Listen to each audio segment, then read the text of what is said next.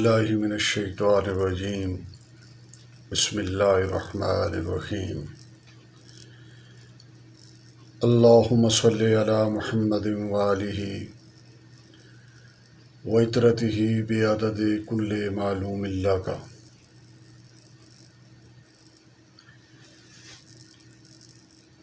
محترم ناظرین کرام، السلام علیکم۔ سب سے پہلے میں آپ لوگوں کو آپ کے اپنے ہی چینل میگنیٹک میڈیا کی جانب سے خوش آمدید کہتا ہوں، اور جو نئے خواتین و حضرات ویڈیو دیکھ رہے ہیں ان کی خدمت میں گزارش ہے کہ وہ ہمارے چینل کو سبسکرائب کریں، بیل بٹن کو دبائیں اور نئی ویڈیوز کی نوٹیفیکیشن کے لیے بیل آئیکن کو ضرور دبائیں۔ ناظرین کرام، پچھلی ویڈیو میں نے آپ کی خدمت میں گزارش کی تھی کہ ہمارے معاشرے کو جن سماجی امراض نے گھیرا ہوا ہے، ان امراض نے ایک ایسی بیماری سے جنم لیا ہے جس کا ذکر پچھلی ویڈیو میں کیا جا چکا ہے۔ یہ ویڈیو چونکہ 2 حصوں پر مشتمل ہے، اس کا حصہ اول یعنی پارٹ 1 آپ کی خدمت میں چند دن پہلے پیش کیا جا چکا ہے۔ آج اس کا حصہ دوم یعنی پارٹ 2 پیش کیا جائے گا۔ آج کی ویڈیو میں احاطہ کرنے کی بھرپور کوشش کی جائے گی کہ اس مرض نے ہمارے معاشرے کے کن کن اعضاء کو کس حد تک متاثر کیا ہے۔ سب سے پہلے تعلیمی میدان پر نظر ڈالتے ہیں۔ معزز ناظرین، جیسا کہ آپ خوب جانتے ہیں کہ تعلیم ایک انتہائی مقدس پیشہ ہے۔ یہ پیغمبروں، اولیاء کرام اور نیک لوگوں کا پیشہ گردانا جاتا ہے۔ اس سے وابستہ شخصیات کو اللہ تبارک تعالیٰ نے ہر لحاظ سے انتہائی اعلیٰ صفات کی دولت سے مالا مال کیا ہوتا ہے، تبھی وہ نئی نسل کو اپنی صحبت صالح میں رکھ کر ان کی شخصیت سازی کا انتہائی اہم فریضہ سر انجام دیتی ہیں۔ مگر بدقسمتی سے پچھلی چند دہائیوں سے ہمارے معاشرے میں نقل، رٹے، گھوٹے اور کاغذی میرٹ کو علمی درسگاہوں کی پاکیزہ پیشانی پر سجا کر ان کے انتظامات مفاد پرستوں، سوداگروں اور کاروباریوں کے ہاتھوں میں تھما دیے ہیں۔ ایسے میں جس شاگرد، استاد، متعلم اور منتظم کے پیٹ میں رزق حرام ہوگا، وہ رشک ملائکہ متعلم، نبوت کا وارث معلم، منصبی اختیارات کا امین اور سلطنتی اقتدار کا محافظ نہیں رہتا، بلکہ ایک کاروباری اور بیوپاری کا روپ دھار کر نقل، بلیک آؤٹ اور ناجائز اور دیگر غیر قانونی رستوں سے پیسے بٹورنے اور سرٹیفکیٹس و ڈگریوں کی خرید و فروخت کے گورکھ دھندے میں لگ جاتا ہے۔ ایسے میں اس کا نہ صرف علم زنگ آلود ہو جاتا ہے بلکہ اس کا ضمیر بے ہوش اور غیرت دم توڑنے لگ جاتی ہے، یہاں تک کہ وہ پوری نئی نسل کی تباہی، قومی بربادی اور ناقابل تلافی ملکی نقصان کو بھی درخور اعتنا نہیں سمجھتا۔ حتیٰ کہ اس سلسلے میں قومی و ملی امانتوں کے تقدس کو بھی چند سکوں کے عوض داؤ پر لگانے سے گریز نہیں کرتا۔ اصل میں یہ سب کرتب و کرتوت رزق حرام کے ہیں، اور یہ سب زخم رزق حرام کی بھوکھی اور بے رحم لونڈی ہوس کے لگائے ہوئے ہیں۔ سچ پوچھتے ہیں تو رزق حرام نے ہماری اسلامی و معاشرتی اقدار کے قیمتی خزانوں کو ہلاکوں سے بھی زیادہ نقصان پہنچایا ہے۔ اسی طرح معاشی میدان پر نظر دوڑائیں تو اس میدان میں بھی مرد مجاہدی ملیں گے۔ اشیاء کے خالص پن سے لے کر ناپ تول تک اندھیرا ہی اندھیرا ہے۔ اگر ان کے جذبہ جہاد کو دیکھنا مقصود ہو تو رمضان کے ماہ مبارک میں دیکھ لیں، شک دور ہو جائے گا۔ عیدیں ہوں یا کوئی اور مذہبی تہوار ہو، اس سے وابستہ تمام اشیاء کی قیمتوں سے آپ اندازہ لگا سکتے ہیں کہ اس طبقے کا ایمان کس معیار پر کھڑا ہے اور اس کے پیچھے کس چیز کی لالچ ہے، اور اس سے حاصل ہونے والی کمائی کو ہم کیا نام دیں گے۔ جہاں تک بینکوں کا سوال ہے، وہ تو بیچارے ایک اسلامی ریاست میں بھی سودی نظام کے بغیر چل ہی نہیں سکتے۔ سود کے بارے میں اللہ تبارک تعالیٰ کا کیا ارشاد مبارک ہے، اسے جاننے کے باوجود بھی بے بسی کے رونے سنائے جاتے ہیں۔ جو ملازمین کو تنخواہیں ملتی ہیں اور جو پینشنروں کو پینشنیں ملتی ہیں، ان کی تفصیلات جاننے سے بھی سب طبق روشن ہو جائیں گے۔ اشیاء کی خرید و فروخت کے سلسلے میں ہم کن اصولوں کو مد نظر رکھتے ہیں اور اس سے جو آمدنی یا منافع حاصل ہوگا اسے آپ کیا کہیں گے، غور کرنے پر اس کا جواب بھی مل جائے گا۔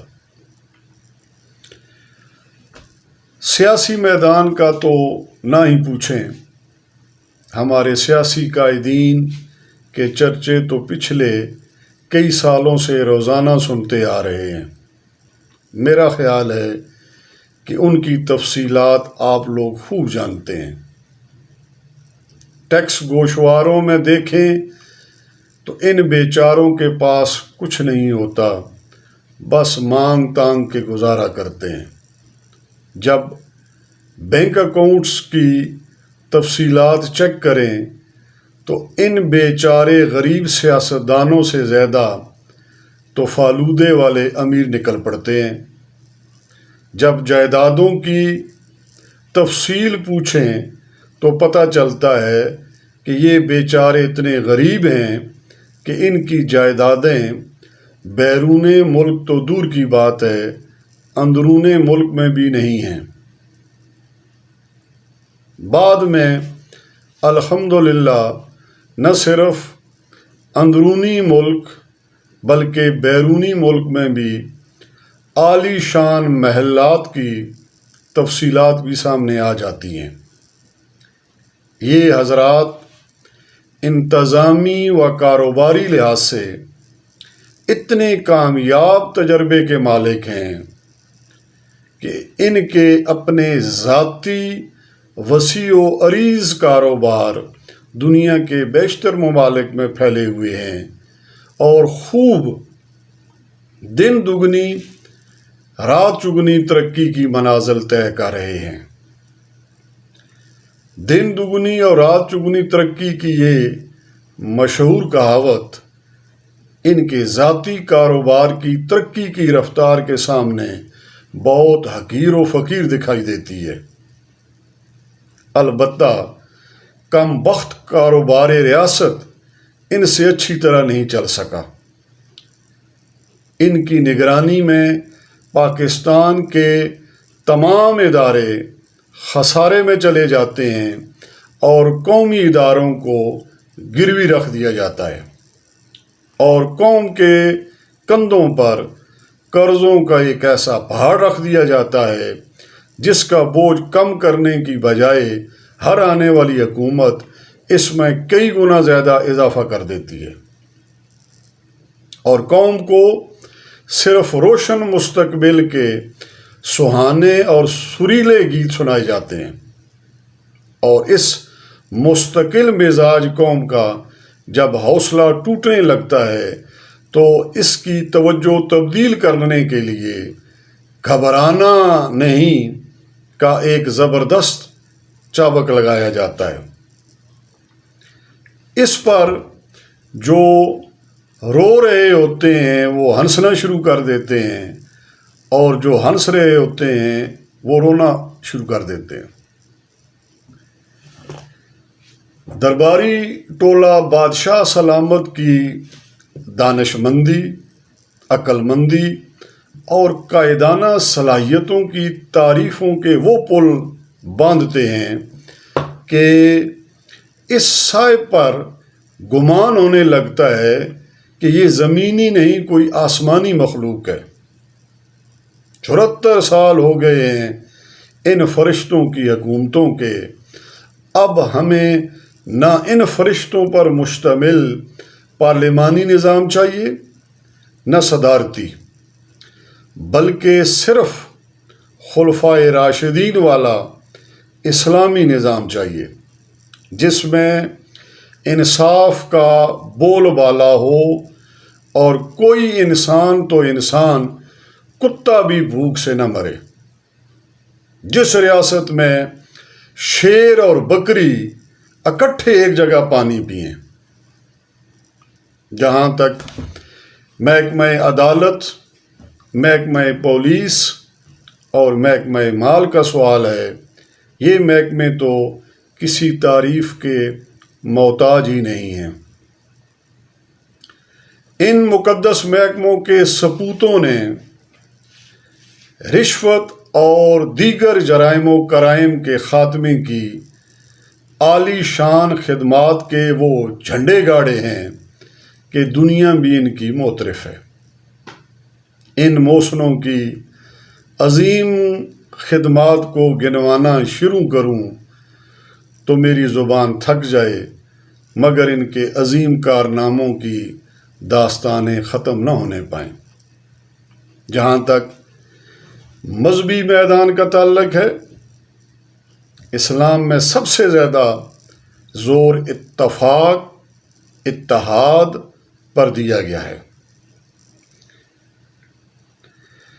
نا اتفاقی اور نا اتحادی کے بارے میں ہمارے دین میں کیا حکم ہے، کسی سے کوئی ڈھکی چھپی بات نہیں۔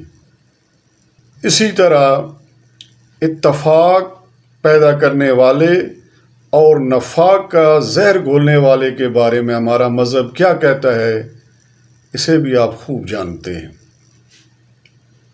جبکہ ہمارے مذہبی قائدین کیا کر رہے ہیں، ہماری قوم کو ایک دین کی تعلیم دینے کی بجائے مختلف فرقوں، گروہوں، مسلکوں اور جماعتوں کی تعلیم و تربیت پر زور دے رہے ہیں۔ اس کا ذمہ دار کون ہے؟ ہر طرف لوٹ کسوٹ کا دور دورہ اور نفس و نفسی کا عالم ہے۔ درس و مدرسے دین کے نام پر کھولے جاتے ہیں اور تعلیم مسل کی دی جاتی ہے۔ خدا کرے مذہبی قائدین کی زبانوں سے امت اس ایک صف میں کھڑا ہونے میں کامیاب ہو جائے جس کی طرف اقبال نے ان اشعار میں اشارہ کیا ہے۔ فرماتے ہیں، ایک ہی صف میں کھڑے ہوگے محمود و ایاز، ایک ہی صف میں کھڑے ہوگے محمود و ایاز، نہ کوئی بندہ رہا اور نہ کوئی بندہ نواز۔ بندہ و صاحب و محتاج و غنی ایک ہوئے، بندہ و صاحب و محتاج و غنی ایک ہوئے، تیری سرکار میں پہنچے تو سبھی ایک ہوئے۔ آخر میں دعا گو ہوں کہ اللہ تبارک تعالی ہم سب کو رزق حرام کی لعنت سے ہمیشہ محفوظ رکھے اور حلال رزق فراوانی کے ساتھ نصیب فرمائے۔ ہمارے پیارے ملک کو تمام جملہ امراض سے شفا نصیب فرمائے اور ہمارے معاشرے کو صحیح معنوں میں ایک اسلامی معاشرے کا نمونہ بنا دے، وہ نمونہ جس کا خواب ہمارے بزرگوں نے دیکھا تھا۔ ہمیں اپنے دین کی سچی تڑپ عطا فرمائے اور ہمارے ظاہر و باطن، افعال و کردار، اعمال و افعال، اخلاص و اخلاق اور اقدار و روایات کو ویسا بنا دے جیسے وہ ذات پاک چاہتی ہے۔ آخر میں احمد ندیم قاسمی مرحوم کی اس دعا کے ساتھ اجازت چاہوں گا۔ خدا کرے کہ میری عرض پاک پہ اترے، خدا کرے کہ میری عرض پاک پہ اترے، وہ فصل گل جسے اندیشہ زوال نہ ہو۔ یہاں جو پھول کھلے کھلا رہے صدیوں، یہاں جو پھول کھلے کھلا رہے صدیوں، یہاں سے خزاں کو گزرنے کی بھی مجال نہ ہو۔ یہاں جو سبزہ اگے ہمیشہ سبز رہے، یہاں جو سبزہ اگے ہمیشہ سبز رہے، اور ایسا سبز کہ جس کی کوئی مثال نہ ہو۔ خدا کرے کہ نہ خم ہو سر وقار وطن، خدا کرے کہ نہ خم ہو سر وقار وطن، اور اس کے حسن کو تشویش ماہ و سال نہ ہو۔ ہر ایک فرد ہو تہذیب و فن کا اوج کمال، ہر ایک فرد ہو تہذیب و فن کا اوج کمال، کوئی ملال نہ ہو کوئی خستہ حال نہ ہو۔ خدا کرے میرے ایک بھی ہم وطن کے لیے، خدا کرے میرے ایک بھی ہم وطن کے لیے، حیات جرم نہ ہو زندگی وبال نہ ہو۔ خدا کرے کہ میری عرض پاک پہ اترے، وہ فصل گل جسے اندیشہ زوال نہ ہو۔ وما علینا الا البلاغ۔ محمد لوح بھی تو قلم بھی تو، تیرا وجود